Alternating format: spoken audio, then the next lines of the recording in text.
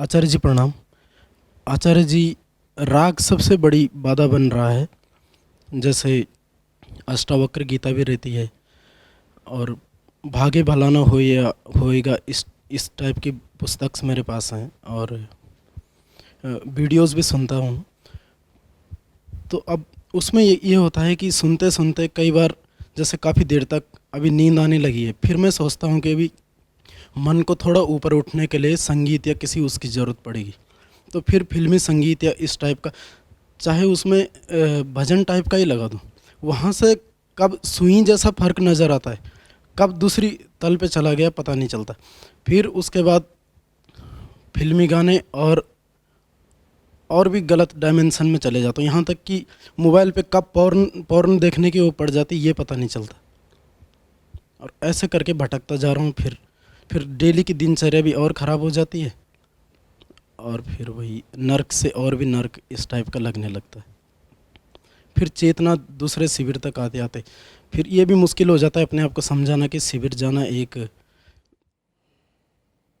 उसकी वजह क्या है, इसको ध्यान से समझिए। उसकी वजह ये है कि हमने सच्चाई को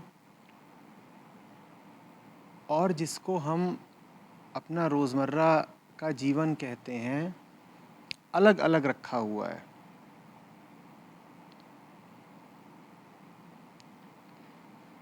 एक को हमने कह दिया है कि उसमें तो बहुत सारी गंदी गंदी चीज़ें होती हैं। आम आदमी की जो रोज़मर्रा की ज़िंदगी है उसमें राग, द्वेष, मोह, मद, माया सब होते हैं। और दूसरी ओर एक साफ सुथरी सच्ची अच्छी चीज़ है, और उसका क्या नाम है? अध्यात्म। तो हमने इसको अच्छे और बुरे की लड़ाई जैसा कुछ बना दिया है।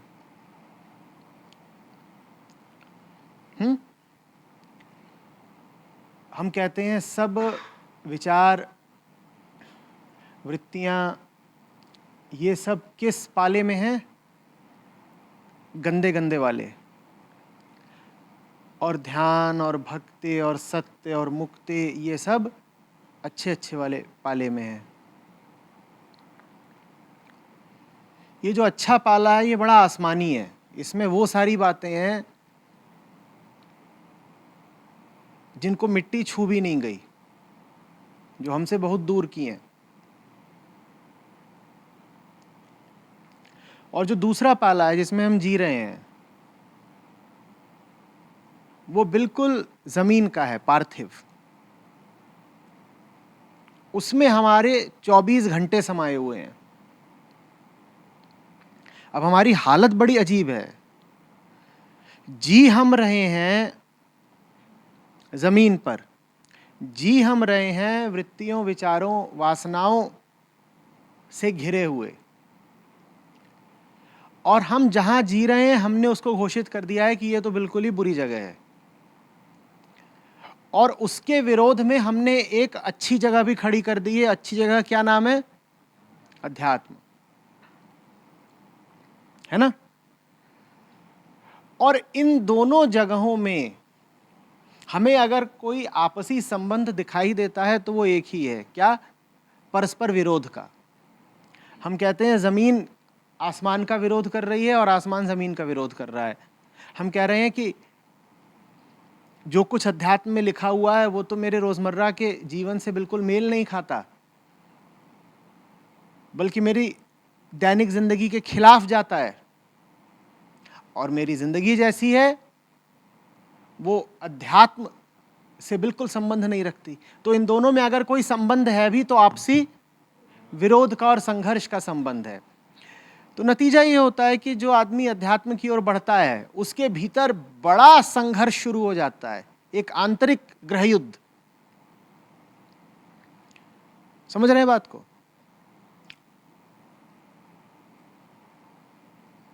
उसको दिखाई देने लग जाता है, या ये कह लीजिए कि वो ऐसा मानने लगता है कि वो जो कुछ कर रहा है और जैसा जी रहा है वो तो सब नारकीय है। जैसा इन्होंने कहा कि नर्क ही नर्क खड़े हो जाते हैं। उसकी मजबूरी है लेकिन कि जीना तो उसे धरती पर ही है। जीना उसे धरती पर ही है, और धरती पर उसने ठप्पा क्या लगा दिया कि ये तो नर्क है। तो उसकी हालत फिर ऐसी ही होती है कि भागा भी नहीं जाता और जिया भी नहीं जाता। धरती से कितना भी भाग लो आसमान तक तो पहुंच नहीं जाओगे, कितना भी भागता है वो जमीन पर ही रह जाता है। और जमीन को वो स्वीकार भी नहीं कर पाता, क्योंकि उसने ये बात बैठा ली है अपने भीतर कि जमीन तो घटिया, गंदी और नारकीय जगह है। जीने लायक तो एक ही जगह है, वो आसमान, जहां सब अच्छी अच्छी बातें होती हैं, जहां सब शुद्ध, सात्विक, पवित्र, बुद्ध, मुक्त हैं, है ना? यही सबका हाल है ना। तो हम अपनी नजरों में अपराधी बने रहते हैं और अपने ही भीतर चोरी करते हैं। काम तो हमें वो सब करने ही पड़ेंगे जो हमारी वृत्तियां हमसे करवाती हैं, जैसे ये कर रहे हैं। काम वो सारे करेंगे जो हमारी वृत्तियां हमसे करवा रही हैं। लेकिन अब एक और हमने अपने लिए झंझट कर लिया कि हम जो काम कर रहे हैं उनको लेके हमें बहुत शर्म आएगी, बड़ी ग्लानि रहेगी। और ये शर्म ऐसी नहीं है जो हमसे रुकवा दे वो सारे काम जो हम कर रहे हैं, क्योंकि वो काम रोके नहीं जा सकते, वो काम देह में निहित हैं, तो वो चलेंगे ही चलेंगे। पहले भी आप वो सारे काम करते थे, अभी भी वो सारे काम करोगे। अंतर बस इतना है कि पहले थोड़ा छुप के करते थे, और आध्यात्मिक, तथाकथित रूप से आध्यात्मिक हो जाने के बाद वो सारे काम आप और छुप छुप के करोगे। पहले जब आप वो काम करते थे तो आपको बहुत लज्जा, ग्लानि या शर्म नहीं आती थी। अब आप वही सारे काम करोगे तो शर्म में डूब डूब के करोगे, अपने आप को गाली दे दे के करोगे कि मैं कैसा नर्क का कीड़ा हूं कि यही सारे काम कर रहा हूं, जबकि अब तो मुझे अष्टावक्र मिल गए, मैंने बड़े बड़े संतों की बातें पढ़ ली, लेकिन फिर भी मैं वही सारे काम कर रहा हूं। ये नए नवेले आध्यात्मिक लोगों की बड़ी आम कहानी है, पुरानों की भी। वो भीतर से पाखंडी हो जाते हैं, फिर वो करते फिर वही सब कुछ है जो उन्हें करना है, और बाहर से बोलते हैं हरिओम। ये जो तुम पूरी कहानी सुना रहे हो, इसका नतीजा एक ही निकलना है, क्या? एक आंतरिक कृत्रिमता, नकलीपन, पाखंड। कि भीतर ही भीतर सब कुछ वही चलेगा जो किसी और आदमी की जिंदगी में चल रहा है, बस बाहर बाहर क्या हो जाओगे? हरिओम। ये नहीं होने देना है भाई। क्या करना है समझना। आसमान को धरती के विरोध में नहीं खड़ा कर देना है, आसमान और धरती का मिलन कराना है। आसमान को धरती पर बरसना है, बरसाना है। यह नहीं कह देना है कि धरती तो कीड़ों से भरी हुई है और आसमान देखो कितना स्वच्छ, निर्मल, साफ। ना, ये क्या अपने लिए मुसीबत पैदा कर रहे हैं हम।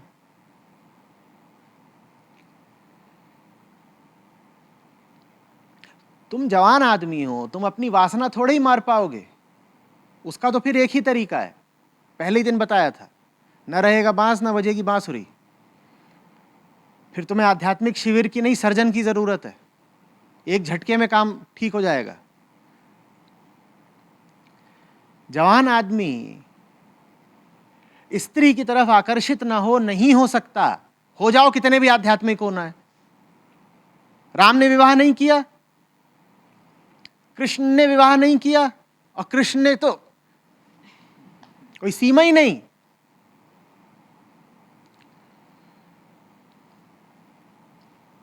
जीसस हो, पैगंबर मोहम्मद हो, मुझे बताओ कौन रहा है आकाश से उतरा हुआ जिसने औरतों से संबंध ही नहीं रखे? कौन रहा है भाई? कौन रहा है? कुछ रहे हैं बीच बीच में, पर जितनों की तुम गिनती बताओगे कि देखिए ये सब थे ब्रह्मचारी, ये औरतों से कोई रिश्ता नहीं रखते थे, तुम जितने नाम गिनाओगे, हर नाम के आगे मैं तुम्हें 2 नाम गिना दूंगा जो रिश्ता रखते थे।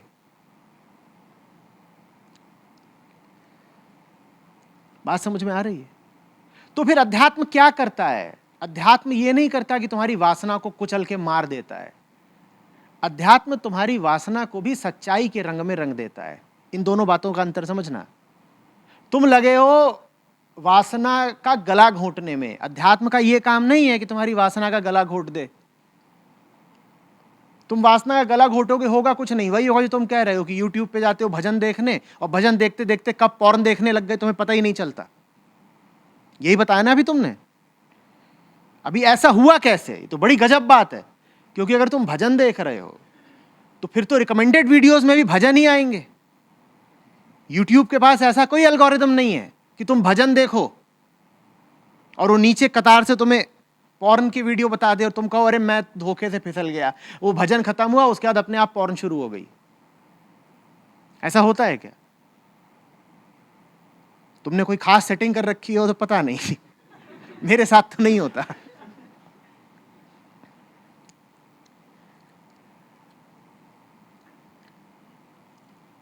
आदमी को औरत की ओर आकर्षित होना है, इसमें कोई गुनाह नहीं हो गया।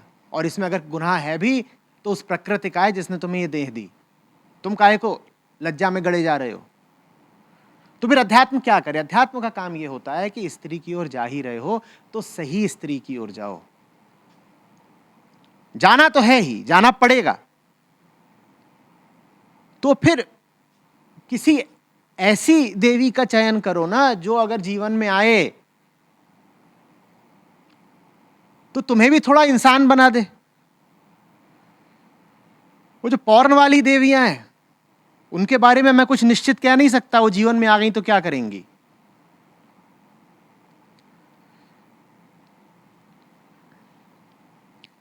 आप बात समझ रहे हैं? आप दो ध्रुव पकड़ लेते हैं, दो सिरे पकड़ लेते हैं। एक सिरा तो यह है कि जैसी जिंदगी मेरी चल रही है, वासना रंजित, लथपथ, कि हर समय दिमाग में सेक्सी सेक्स घूम रहा है, तो एक सिरा वो है। और अगर वो सिरा नहीं है तो फिर दूसरा वो सिरा है जिसमें पूर्ण ब्रह्मचर्य है और हम स्त्री की ओर देखते भी नहीं। वीर रक्षा हमारा धर्म है। अरे भाई, यही दो सिरे नहीं होते हैं ना। संतों के जीवन की ओर देखो, न जाने उनमें से कितने थे जो विवाहित थे। कुछ ऐसे भी थे जो विवाहित नहीं थे, फिर भी उन्होंने स्त्री संग करा था। तो किसने तुमसे कह दिया कि अध्यात्म का मतलब है कि स्त्री की ओर देखना ही नहीं है? अध्यात्म का मतलब यह नहीं है कि स्त्री की ओर नहीं देखना। अध्यात्म का मतलब है विवेक की जागृति, ताकि तुम सही स्त्री की ओर देख सको। इन दोनों बातों में अंतर है कि नहीं है? तुम्हारी वासना अंधी है, वो किसी भी औरत की तरफ भाग के चली जाती है। अध्यात्म सिखाता है तुम्हें कि दुनिया में बेवकूफ कैसे नहीं बनना है। क्या कोई भी होता है जिसे तुम दोस्त बना सकते हो? क्या कोई भी पुरुष इस लायक है कि तुम उसकी संगति कर सकते हो? तो फिर कोई भी औरत इस लायक कैसे हो गई कि तुम उसकी संगति करने लग जाओ? बताओ मुझे। लेकिन वासना ये सब नहीं देखती ना, नहीं देखती ना। उसको कुछ समझ में ही नहीं आता।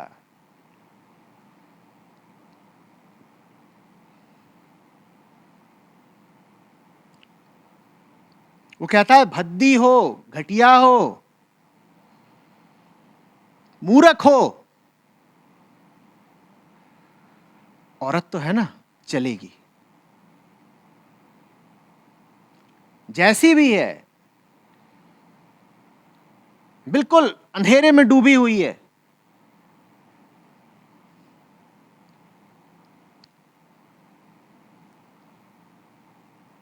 न उसे शुद्धि है न बुद्धि है, लेकिन चलेगी। क्यों? क्योंकि उसके पास औरत का जिस्म है। वासना यही कराती है ना, जब अंधा कर देती है तो फिर तुम्हें कुछ दिखाई ही नहीं पड़ता, सिर्फ देह दिखाई पड़ती है। अध्यात्म का काम है तुम्हारी आंखें खोल देना, ताकि तुम्हें देह से आगे भी कुछ दिखाई दे। अध्यात्म का काम यह नहीं है कि तुम्हारी देह को काट कूट दे और तुम्हारी वासना को उखाड़ कर फेंक दे। वासना किसकी उखाड़ कर फेंकी जा सकी है आज तक? अध्यात्म वासना का परिशोधन कर देता है, अध्यात्म वासना में भी सुगंध भर देता है।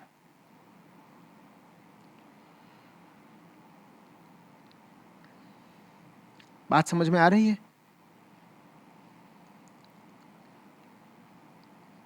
हम कल कह रहे थे कि जब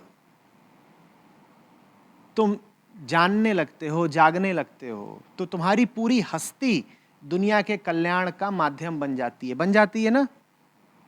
अब इसी के आगे की बात समझिए। जब आप जानने लगते हैं और जागने लगते हैं, तब आपकी वासना भी पूरी दुनिया के कल्याण का माध्यम बन जाती है। अब आप अगर वासना पूर्वक भी किसी औरत को छुएंगे तो उसका कल्याण ही हो जाएगा, क्योंकि आप जगे हुए आदमी हैं। अब आपकी वासना भी जागृति का उपकरण बन गई।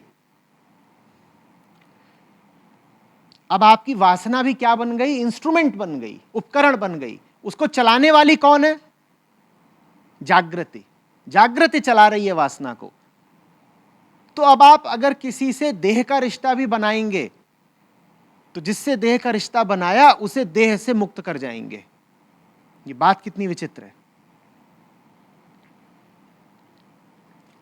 और इसके विपरीत सोया हुआ आदमी अगर किसी से ऊपरी ऊपरी आध्यात्मिक रिश्ता भी बनाएगा तो उसका नाश कर जाएगा। सोया हुआ आदमी अगर अपनी दृष्टि से आध्यात्मिक रिश्ता भी बनाएगा तो वो आध्यात्मिक रिश्ता भी दूसरे व्यक्ति का नाश कर जाएगा। कोई मूर्ख आदमी हो, बिल्कुल सोया, बेहोश, और वो आके आपसे कर रहा है सब आध्यात्मिक बातें, बचिएगा, वो आध्यात्मिक बातें भी आपको कहीं का नहीं छोड़ेंगी। और अगर किसी जागृत पुरुष से आपका देह का भी रिश्ता है तो वो देह का रिश्ता भी आपके लिए मंगल कारक होगा।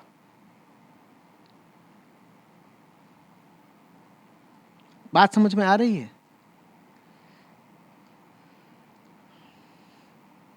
तुमने उल्टी गंगा बहा रखी है, तुम होश में आने का तो नाम ही नहीं ले रहे, और तुम वासना का दमन कर देना चाहते हो। ये दोनों ही गलत हैं। होश में आ जाओ, उसके बाद जो करोगे वही तुम्हारे लिए भी अच्छा होगा, पूरी दुनिया के लिए अच्छा होगा। होश में आकर के तुम किसी को प्राण दो, बहुत शुभ किया। होश में आके तुम किसी के प्राण ले लो, यह भी तुमने बहुत शुभ किया। होश में आके तुम किसी को स्पर्श करने से इनकार कर दो, बिल्कुल शुभ किया। होश में आके तुम किसी से देह का रिश्ता बना लो, यह भी तुमने बहुत शुभ किया। बात इसकी नहीं है कि तुम कर क्या रहे हो, बात इसकी है कि करने वाला कौन है। जो करने वाला है वो होशमंद है या नहीं है।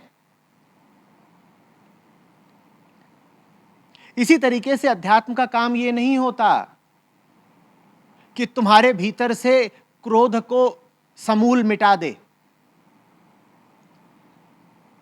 कुरुक्षेत्र का मैदान है और अर्जुन मोहग्रस्त होकर के भीष्म से ठीक से युद्ध नहीं कर रहे। उतरते हैं कृष्ण और रथ का पहिया लेके भीष्म की ओर दौड़ पड़ते हैं। दो तीन दृष्टि से यह काम ऊपरी तौर पर अनुचित लगेगा। पहली बात तो आप सारथी हैं, दूसरी बात भीष्म से आपका एक रिश्ता है, तीसरी बात आपने युद्ध में शस्त्र न उठाने की प्रतिज्ञा की है,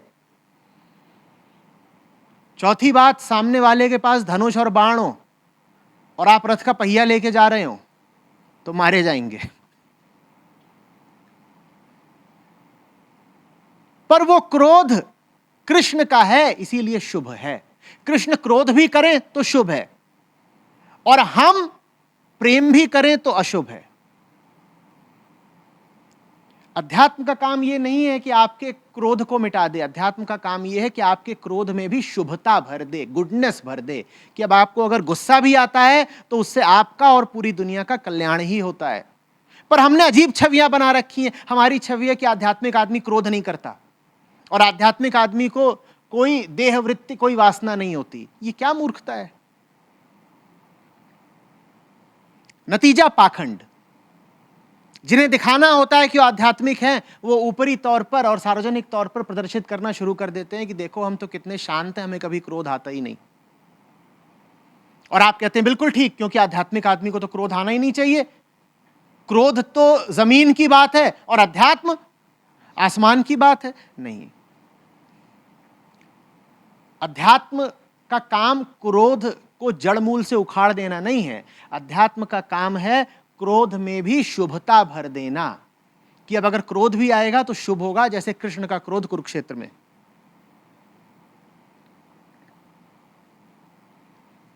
बात आ रही है समझ में?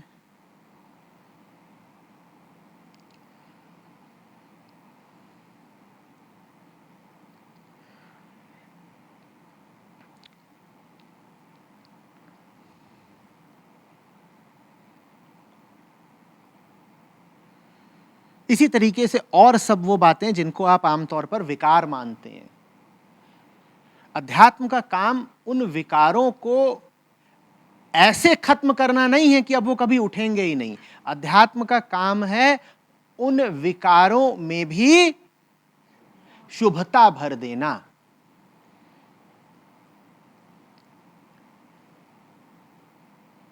समझ में आ रही है बात? संत बाएं चले तो भी शुभ, दाएं चले तो भी शुभ। ये अध्यात्म का काम है। अध्यात्म का काम ये नहीं है कि अब तो हम सिर्फ बाएं चलते हैं सदा। अध्यात्म का काम ये है कि अब हम किधर को भी चलते हैं शुभ ही है। हम बोलें तो शुभ, हम मौन रह गए तो शुभ, हम खाएं तो शुभ, हम न खाएं तो भी शुभ। हमारी हस्ती अब शुभता से परिपूर्ण है।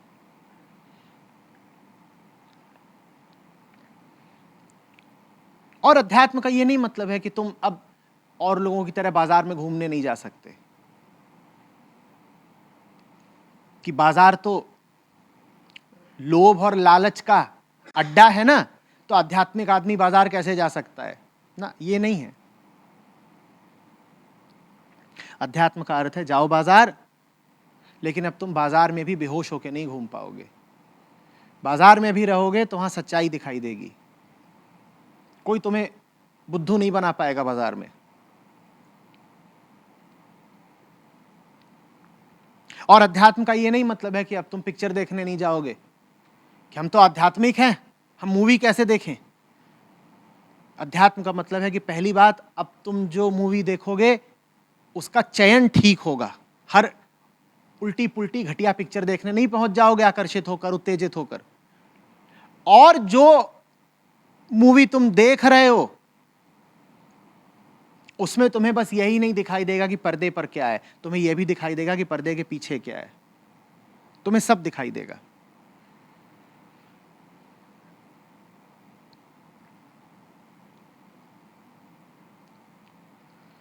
बात समझ में आ रही है? तो अध्यात्म इसलिए नहीं है कि तुम्हारे जमीनी जीवन को बिल्कुल नष्ट कर दे। अध्यात्म इसलिए है ताकि तुम्हारे जमीनी जीवन में शुभता भर दे। अध्यात्म इसलिए नहीं है कि अब तुम कार चलाओगे ही नहीं। क्यों? क्योंकि संत और ऋषि कार थोड़ी ही चलाते हैं।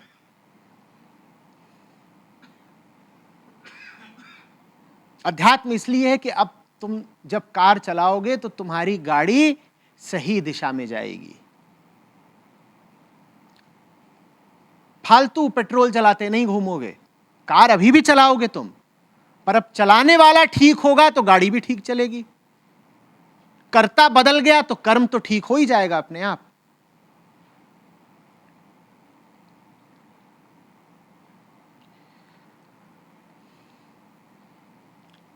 अध्यात्म का मैं दोहरा रहा हूं, बहुत सारी बातें दोहरानी पड़ रही हैं क्योंकि हमने उन बातों के विरुद्ध पुरानी धारणाएं बना रखी हैं। अध्यात्म का मतलब अपने सांसारिक जीवन को तबाह कर लेना नहीं होता। अध्यात्म का मतलब होता है कि अपने सांसारिक जीवन में निर्मलता भर दें, सुगंध भर दें, शुभता भर दें।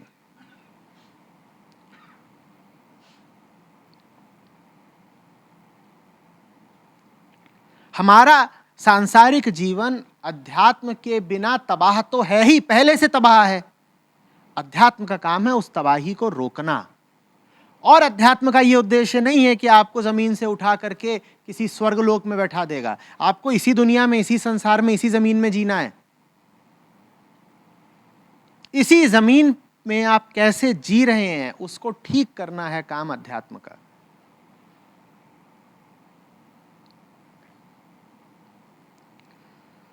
तुम जो कुछ करते हो करते रहो,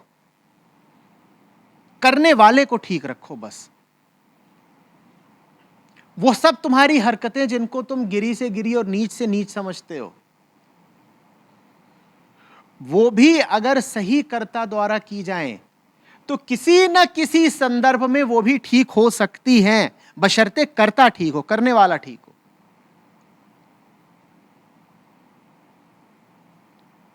और करने वाला ठीक होगा तो बहुत कुछ ऐसा जो तुम व्यर्थ ही कर रहे हो उसका होना अपने आप रुक जाएगा। तुम्हें उसे जबरदस्ती रोकने की जरूरत नहीं पड़ेगी। बहुत सारे बेवकूफी भरे काम हैं जो हम करते रहते हैं और अपना ही नाश करते हैं। एक बार तुम होश में आ गए, तुम उन कामों को करना खुद ही छोड़ दोगे। कुछ काम है जिन्हें करना तुम छोड़ दोगे, कुछ काम है जिन्हें करना तुम छोड़ नहीं सकते, तो उन कामों को तुम बदल दोगे कि दोस्त तो मुझे बनाना ही है दुनिया में। कौन है जो दुनिया में बिना रिश्ते, बिना संबंध के रह सकता है? तो दोस्त तो बनाना ही है, पर पहले जिस तरीके के मित्र बनाता था अब वैसे नहीं बनाऊंगा।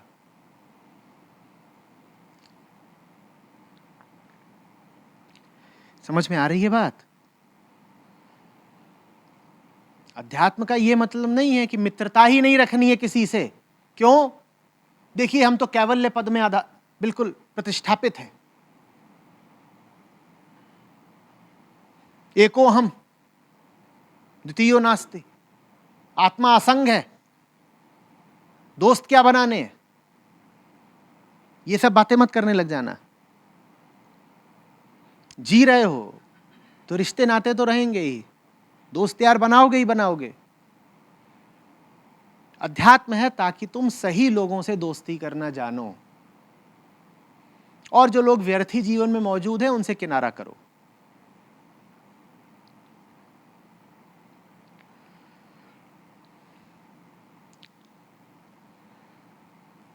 कुछ बात खुल रही है? तो अध्यात्म इसलिए नहीं है कि तुम YouTube ब्लॉक कर दो। अध्यात्म इसलिए है ताकि तुम YouTube पर क्या देखना है और क्या नहीं देखना है, ये बात विवेकपूर्ण और होशपूर्ण तरीके से समझ पाओ।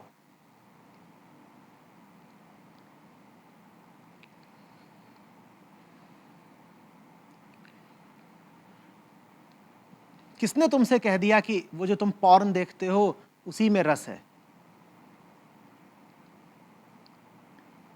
हजारों लाखों ऐसे वीडियो हैं YouTube पर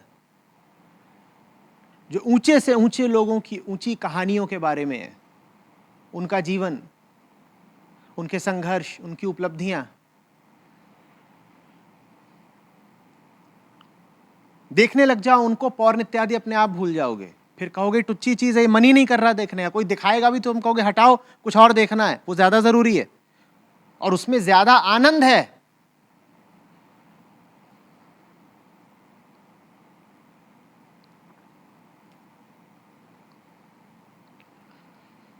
और अध्यात्म इसलिए नहीं है कि गर्लफ्रेंड ना बनाओ, बनाओ ना, पर जरा आंख खोल के देख तो लो किसको बना रहे हो। बनाना आसान है,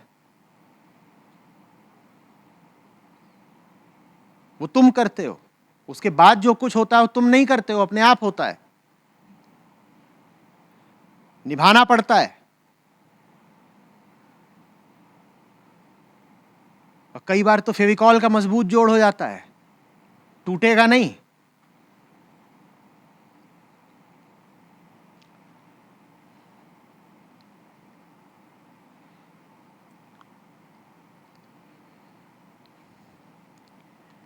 बात समझ में आ रही है? अध्यात्म इसलिए नहीं है कि किसी लड़की से नाता ही नहीं रखूंगा। अध्यात्म कहिए किस लिए है? सही लड़की से नाता रखूंगा।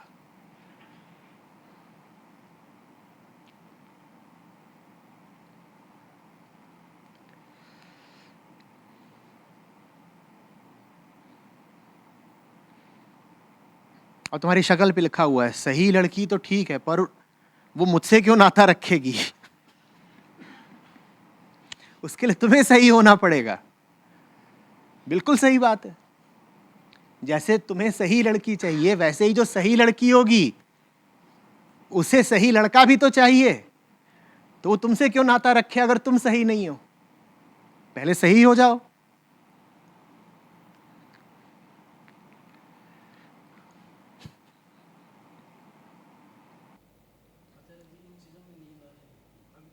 तो सो जाओ। कोई जबरदस्ती थोड़े ही है कि ऊपर उठना है, बेहतर होना है, ऊंचाइयां छूनी है। दुनिया में भांति भांति के जीव जंतु हैं।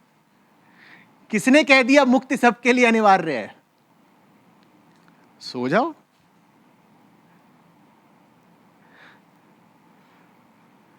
इतनी बेबसी क्या दिखा रहे हो भाई? सोने में रस है तो सोने का रस लो ना। सत्य सब प्रकार के जीवों को उन्हीं के अनुसार रस प्रदान करता है।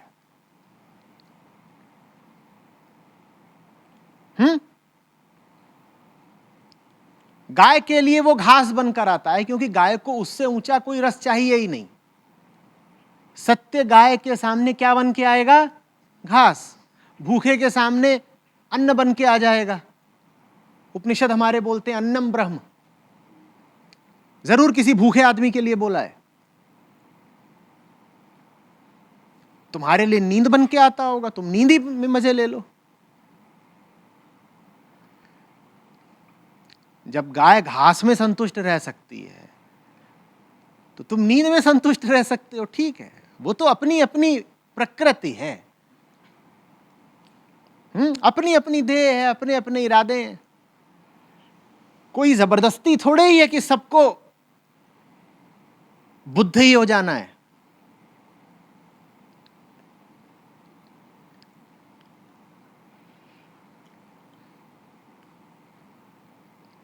सो जाओ और जब उठो तो फिर शिकायत मत करो कि मेरे साथ गलत हो गया, हाय मैं सो क्यों गया। ये दोनों काम एक साथ नहीं चलते कि सो भी लिए और उठ करके शिकायत करने के मजे भी ले लिए। जो सोए वो फिर मान जाए कि जागृति का रस मेरे लिए है ही नहीं, मैं इस काबिल ही नहीं हूं कि मुझे होश का आनंद मिले। मेरे लिए तो नींद ही बढ़िया है, उसी में मस्त हो जाता हूं। वो फिर शिकायत ना करे। तुम दोनों तरफ से मिठाई खाना चाहते हो। तुम बेहोशी के और नींद के मजे भी लेना चाहते हो और उठने के बाद अपने आप को यह भी जताना चाहते हो कि मैं वैसे तो आध्यात्मिक आदमी हूं, धोखे से और गलती से सो गया और इस बात का मुझे बड़ा पछतावा हो रहा है। हे राम, ये मैंने क्या कर डाला? धोखे से किया था। ये सारे मजे तुम धोखे से मार रहे हो।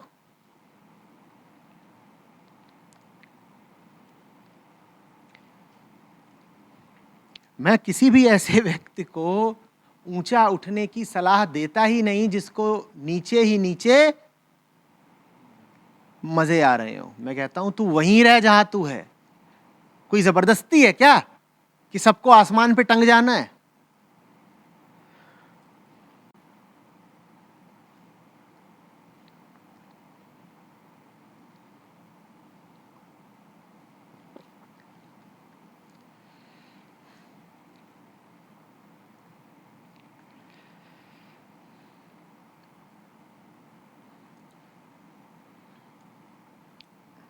पूरब में एक कहानी चलती है, जानते हो क्या?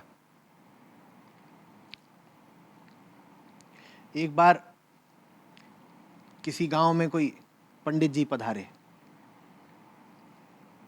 उन्होंने बड़ा प्रवचन दिया और गांव में कुत्ते बहुत थे। उन्होंने कहा देखो, गंगा नहाने से सारे पाप धुल जाते हैं, और वो भी अगर बनारस की गंगा हो तो फिर तो पूछो ही मत।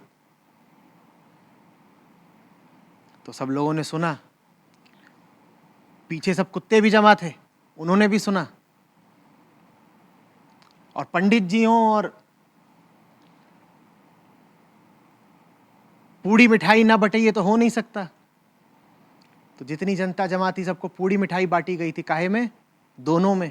दोने जानते हैं? दोने, दोनों में।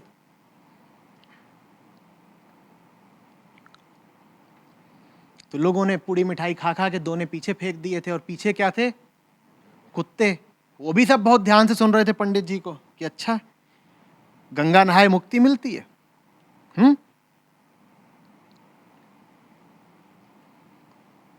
तो पंडित जी का जो प्रवचन था वो पूरा हुआ।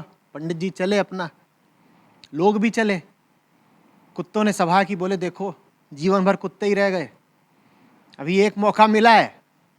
ये पंडित बता गया है कि बनारस की गंगा नहाने से मुक्ति मिल जाती है, चलो चलते हैं। तो सब कुत्ते झुंड बना के चल दिए बनारस की ओर।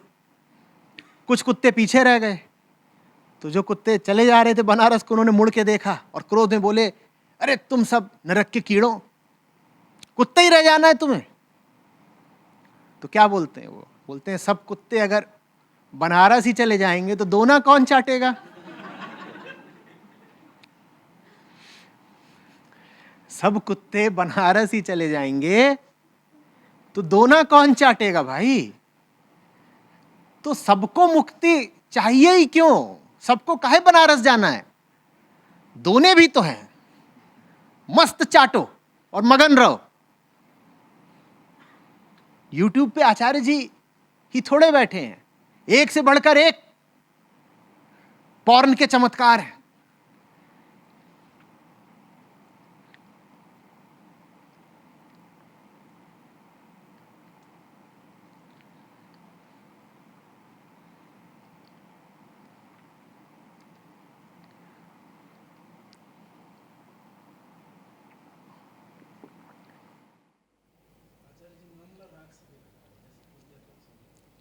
है कि नींद आने लगी, उठने के लिए थोड़ा सा अभी म्यूज़िक लगाया जाए।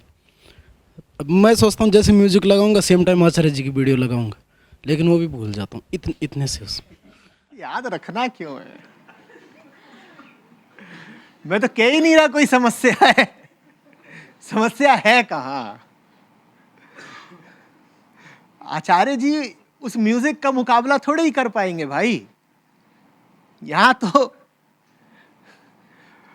पत्थर गिरते हैं, डंडे चलते हैं। तो वहां एक से एक मदहोशी भरी आवाजें। देवियां हैं जो गाती नहीं हैं, वो कराहती हैं।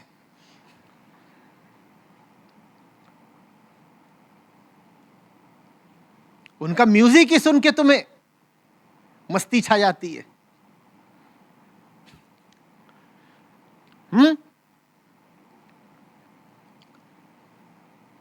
और दूसरी ओर ये शक्ल, वहां वो देवी है, वो तुम्हें बिल्कुल लबालब किए दे रही हैं, खंभा पकड़ के नाच रही हैं। दुनिया रंगीन हुई जा रही है, गुलाब बरस रहे हैं। और दूसरी विंडो में ये शैतान बैठा हुआ है, तुम इसको देखोगे कभी?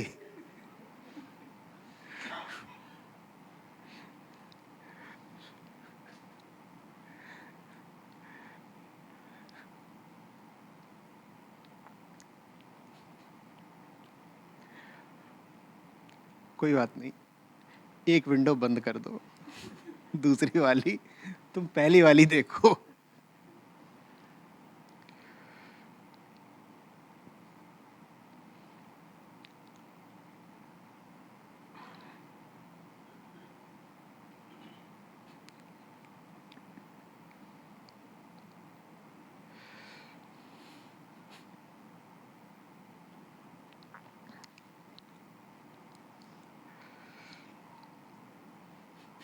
ये देखो, कुछ याद आ गया इनको भी।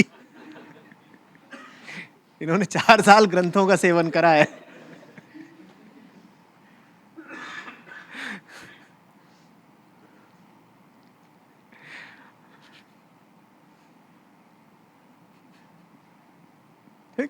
बोर्ड का एग्जाम है क्या कि पास करना ही करना है?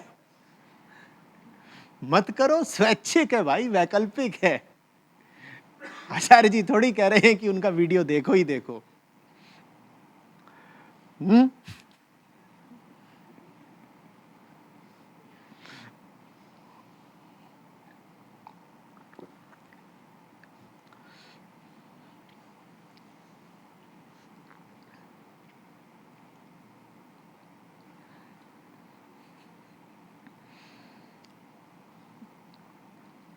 या ऐसा कर लिया करो कि स्क्रीन पे वो आ रही हो, पीछे से आवाज मेरी आ रही हो।